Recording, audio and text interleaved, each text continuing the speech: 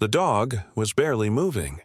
He lay curled in the pale dust of the roadside verge, head resting against a man's unmoving arm, eyes half-lidded but open. The early morning was cold, a thin fog drifting over the rolling fields beyond the ditch. No traffic passed this stretch often, just an old gravel path snaking through wheat and wind, but on that quiet morning one car did. And it slowed. The driver first thought the pair might be sleeping, but there was something too still about them. The stiffness of the man's limbs, the dog's chest barely rising. A soft sound floated through the open car window. A low whimper, not from pain, not from fear, a kind of mourning, thin and hollow, coming from the dog's throat like something caught between breath and memory. The man was gone.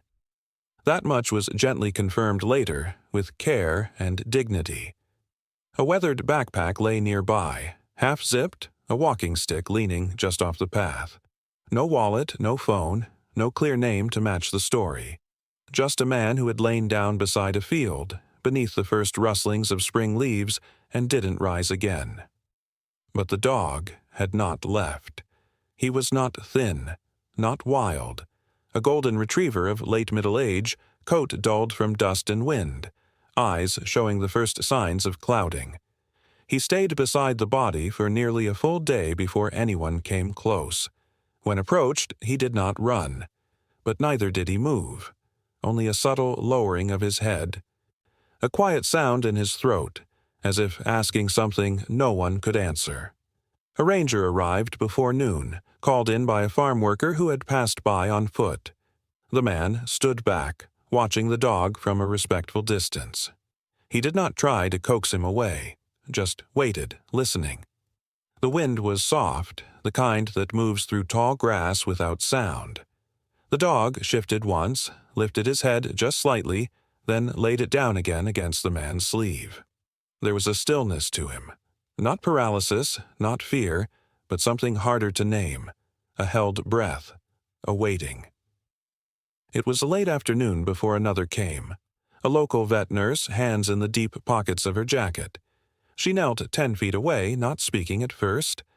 The dog blinked slowly, as if in recognition, though he had never met her. Minutes passed like hours. Then she whispered, almost to the wind, "You don't have to move. I'm just here."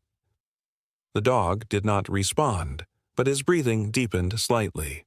That night they left him there, gently shaded the man's form, left food and water nearby, untouched by morning.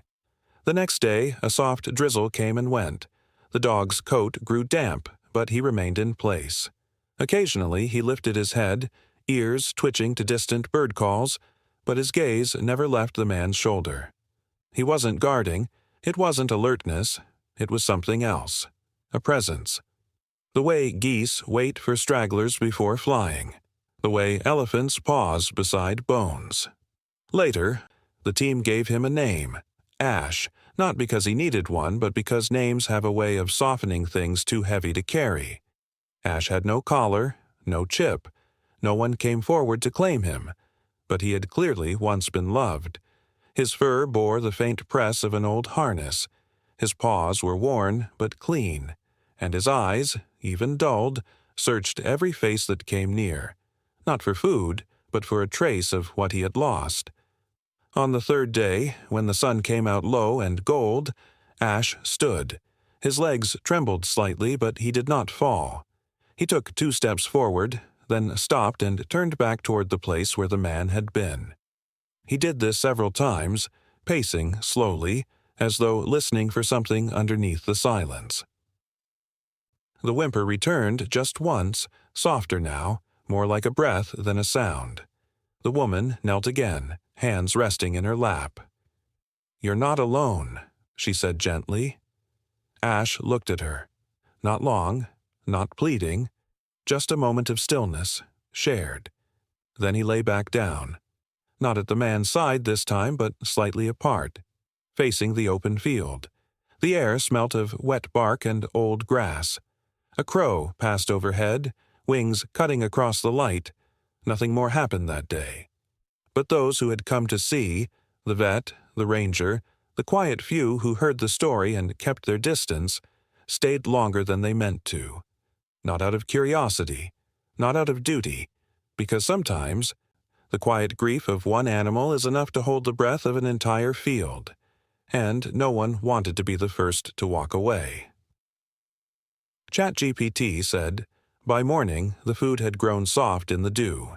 Water sat untouched in a metal bowl beside the grass. Ash hadn't moved from where he lay, his ribs rising in slow, shallow rhythm. The wind had shifted overnight, carrying the scent of the nearby fields. Damp soil, distant livestock, and the faint sweetness of early blossoms. But Ash did not stir.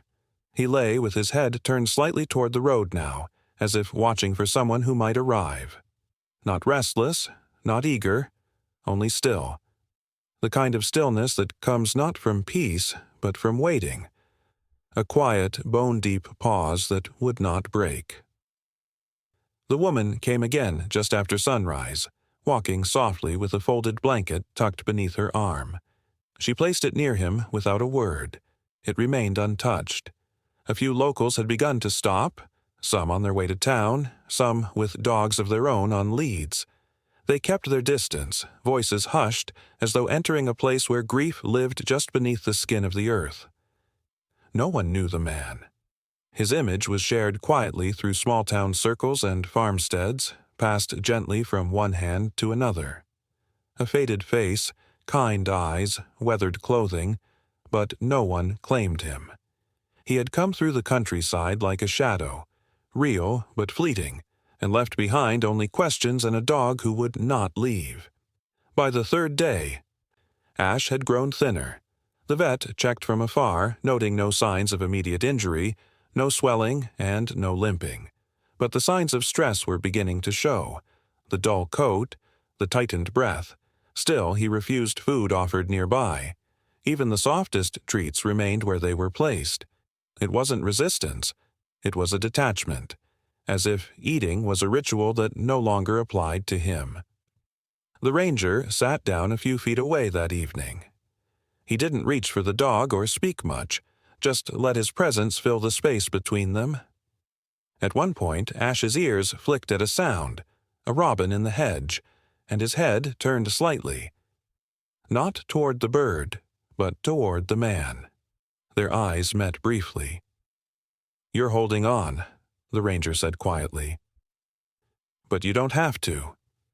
Ash blinked, slow and tired, and lowered his head again. The grass moved slightly beneath him as the wind came through, carrying dust and petals and pieces of old leaves. A child came with her father the next morning and stood quietly with a stuffed bear in her hand. She wanted to give it to him, she said, because he looked lonely. Her father thanked her gently, but they didn't leave the toy behind. Ash didn't need gifts, he needed time. And so time was given. A volunteer shelter worker arrived later with a crate in the back of her van, but she didn't open it. She crouched beside the ranger, arms resting on her knees. Together they watched the golden dog sleep, half curled now, his legs twitching faintly in a dream. When he woke, he shifted once, paws stretching toward the space where the man had once lain. No one tried to force him up. No one pulled or called or insisted. They waited with him, not out of pity, but out of quiet recognition that some grief must run its course before healing can even begin. Ash didn't cry again that day.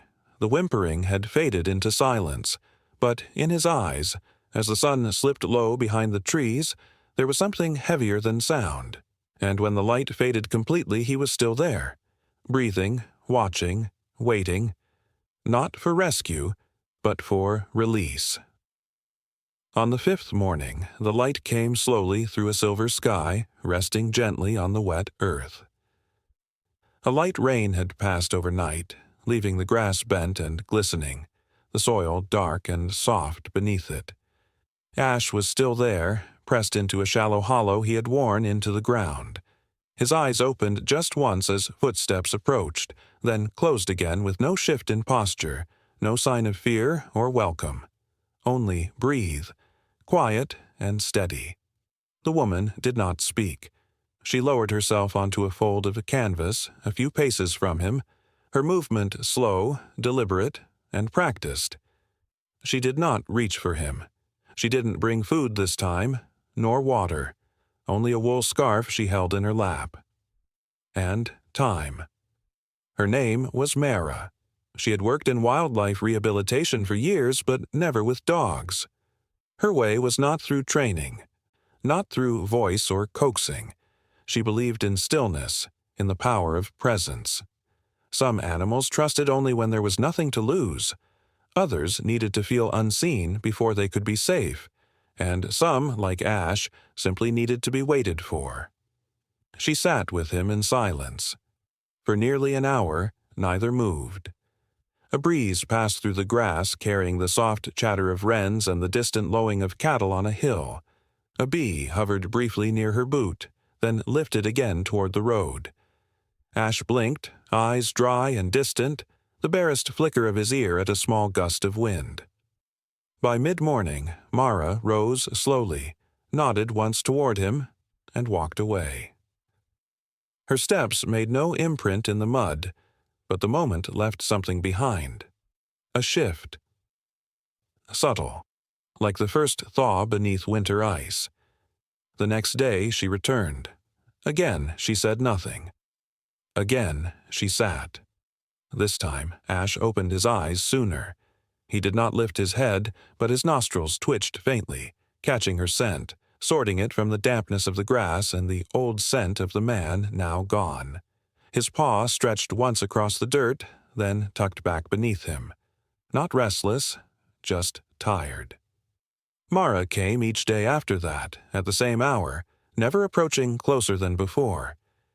On the 6th day she laid her scarf a little nearer to him, not touching, but within reach of his nose. He did not sniff it then, but that night, long after she had gone, he dragged it to his side with his teeth, gently, like something he didn't want to wake. The wind changed again by the 7th day. The sky cleared and the sun returned, spilling warmth over the hilltop and across Ash's back. He shifted, lifted his head, and turned toward Mara as she approached. It was the first time he had looked at her without flinching. She noticed, but did not move closer. Later that morning, she placed her hand on the earth between them. Palm down. Still, she left it there for several minutes, unmoving. Ash looked, then turned his face toward the horizon. His tail twitched once against the ground. Small, but there. That afternoon, a volunteer arrived with word from nearby towns.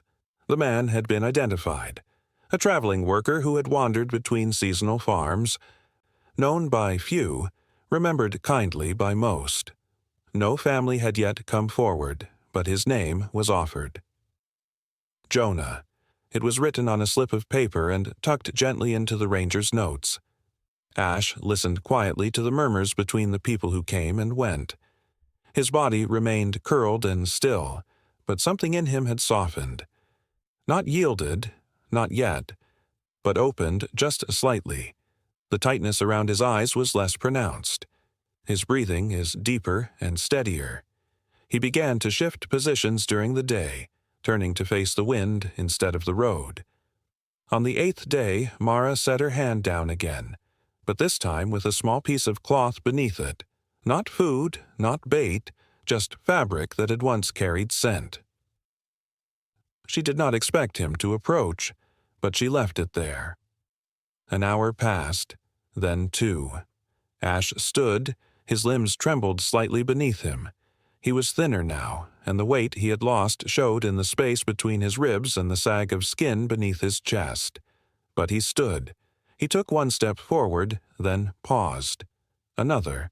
Then he lay down again. This time, not in his old hollow, but closer to her. Just a few feet.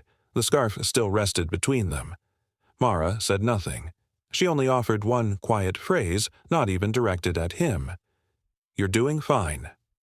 The words floated across the space, warm and low. Ash blinked. He did not flinch. His eyes drifted closed, and he rested his head on the ground, facing her. The next morning brought clouds again, but no rain. The wind carried with it the scent of fresh earth and early pine. Ash rose when Mara arrived, walked 2 slow circles in the grass, then settled near her without hesitation. She reached for the edge of the scarf. He watched, ears half lifted, body still. Then, gently, he lowered his head onto the fabric again, as though it no longer belonged only to the past. His breathing came slower, softer. That afternoon, he accepted a single bite of food from a shallow dish she placed near him. Not all of it, just a mouthful, but it was the first he had taken in days. By evening, his body leaned slightly toward hers. Not enough to touch, just near. The moment was so quiet, so easily missed, that those watching from afar nearly didn't see it. But Mara did. She smiled faintly and whispered something that carried no further than the wind. Ash closed his eyes. The grass shifted around them, bending beneath the weight of a light breeze. Somewhere in the distance, a tractor rolled across a field, its sound softened by the land between. The road lay still, and 2 figures sat quietly, one upright, one resting, no longer divided by grief, but joined by silence. The 9th morning arrived with a hush. The wind had stilled, and the sky hung low and bright, casting a soft silver light across the fields. The grass, heavy with dew, barely moved. Ash stood near the curve of the old gravel path, facing the woods just beyond. He had risen early that day before Mara arrived. He hadn't strayed far, only a few cautious steps toward the thicket beyond the ditch, pausing often to glance back as if measuring the space between memory and possibility. When she came, he walked to her. His gait was slow but steadier, legs lean and stiff from long rest. He brushed her leg gently with his shoulder, then circled once and lay near her boots. She didn't speak, only rested her hand lightly against the air between them, letting her fingers hover close to the fur of his back. The woods behind them were quiet, as they had been all week, a tangle of fallen limbs and undergrowth, thick with last season's leaf fall. But as the sun rose higher, Ash lifted his head and turned sharply. His ears pricked, then twisted, then held still. Mara followed his gaze. There was a sound, brief, barely audible, a scratch or rustle, small and fleeting. Then silence. Birds called nearby, and the hum of distant life resumed, but Ash remained alert. His nose twitched. He stood again, this time with more urgency, and moved toward the edge of the thicket. Mara followed, keeping her distance. Ash paused just before the fallen branches and let out a short, muffled bark, the first sound he had made in days. Not frantic, not a cry, just a note of attention. The ranger was called. By the time he arrived, Ash had already returned to the same spot twice. Each time, he paced a slow arc around a pile of wet limbs, thick with tangled vines. His tail was low but moving faintly. His ears stayed forward. He sniffed the ground, then looked back toward the humans. Not pleading, just waiting. They moved carefully the way they would in nesting season. The soil was soft from the rain, and the branches gave easily under the ranger's gloves. Mara knelt beside Ash, her hand gently resting near his shoulder, keeping him from moving in too close. He stayed beside her, eyes fixed on the slowly clearing pile. And then a sound. Faint, but sharp, a high-pitched whimper. Mara's breath caught. The ranger froze, then continued with more focus, pulling aside the last of the limbs until a narrow hollow revealed itself. It was barely more than a pocket in the earth, hidden beneath the collapsed debris. Inside, pressed into the mud and wrapped in a torn length of canvas tarp, was a box. The box moved. Inside were 3 puppies, no more than a week old, their eyes still sealed, bodies curled tight against one another for warmth. One let out another cry, weak but urgent, the sound of life clinging on the edge of silence. Ash whined. The ranger set down the tools and reached gently into the space, lifting the box with both hands. The scent of earth and damp wood drifted into the air. The puppies squirmed, their limbs soft and unsure. Mara placed a blanket onto the ground beside her, and the ranger lowered them onto it slowly. Ash inched forward, nose low to the ground. His movements were hesitant, not out of fear, but caution. He sniffed the box, then lay down beside it, pressing his body lightly against its side. The pups stirred, but did not cry again. His presence seemed to anchor them. No one spoke for a long time. Later, through shared whispers and soft-footed visits, a fuller story emerged. Jonah, the man Ash had remained with, had been seen weeks earlier with the dog and what some now remembered as a very pregnant female retriever. They traveled together between towns. He would sleep near barns or on porches when allowed. The female hadn't been seen again. Some assumed she had run. Others believed she had fallen ill. It seemed Jonah had found the pups just days before his own passing. Perhaps she had birthed them and vanished or not survived the labor. He'd made a shelter beneath the branches, using what he had. A box lined with cloth, a covering of brush. Ash had known. He had waited with Jonah, but his body had remained here, tethered not only by grief, but also by duty. He had not been guarding a memory. He had been protecting life. The rescue was slow. Each pup was examined gently, wrapped in soft towels, and placed into a crate warmed with a hot water bottle. They were underweight, but alive. Eyes still closed, their bodies folded against one another in sleep. The ranger drove them to the clinic, accompanied by a vet who arrived quickly once called. Ash did not resist when the crate was lifted into the truck. He followed without a lead, without command. He stepped up into the vehicle and lay beside the small cage, resting his head against the edge, his tail thumping once before stilling again. Mara rode with them. She didn't speak during the drive, only placed her hand near Ash's paw when the road grew bumpy. He didn't move, but his body leaned subtly toward her. At the clinic, the pups were taken in. Small tubes for fluids. Careful hands, gentle voices. Ash remained near the door. When they placed the box in a quiet room beneath a heat lamp, he was allowed to stay. He didn't disturb the work. He only watched. Occasionally, his ears flicked at the soft whimpers. He would rest his chin on the edge of the bedding and breathe, slow and steady. It was Mara who stayed with him that night. She made a bed in the corner, curled on a folded blanket beside the dog, her jacket pulled around her. Ash didn't sleep deeply, but he didn't cry. In the morning, he sat by the window.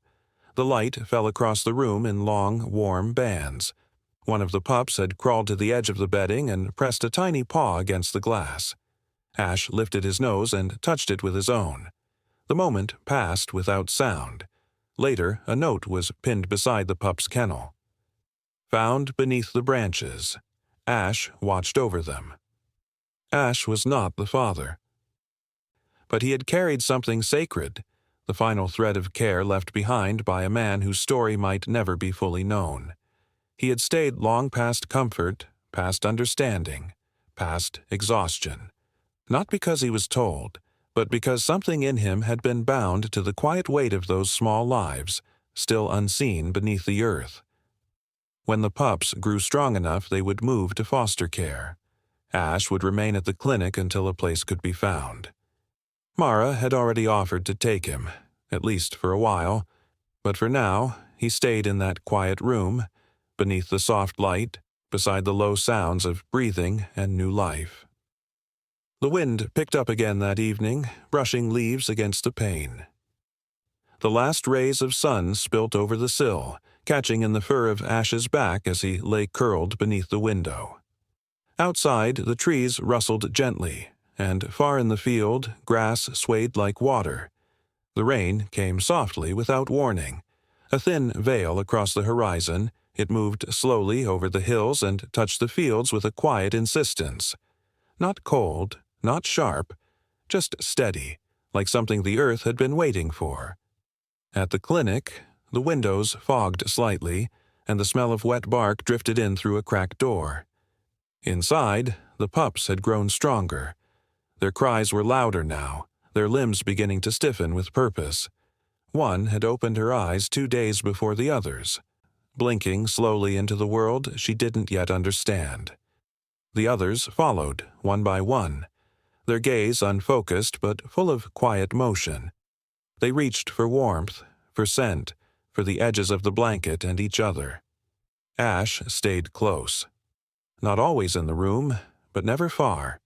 He had begun to walk more, exploring the hallway, occasionally sitting near the reception desk where the hum of human voices filled the space with soft familiarity.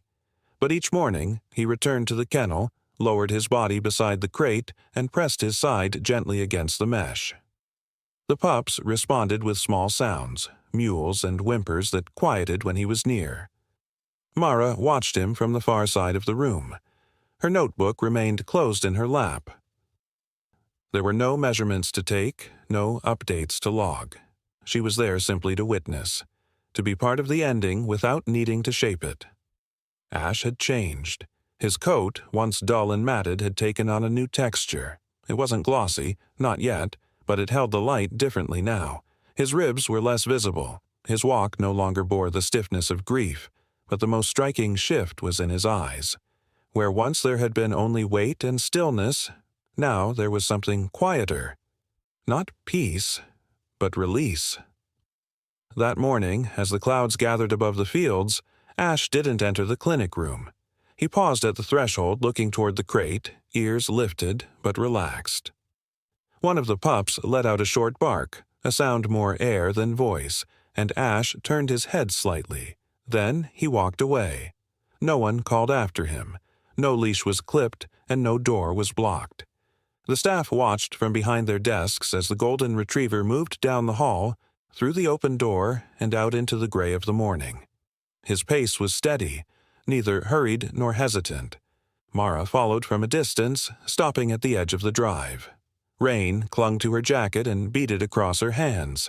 She did not speak, only watched as Ash crossed the gravel path and stepped onto the open field beyond. He moved without a sound, body low and loose, tail trailing behind him. At the edge of the grass, he paused. The rain deepened. Not hard, but insistent, settling into the earth, darkening the roots. Ash looked back once.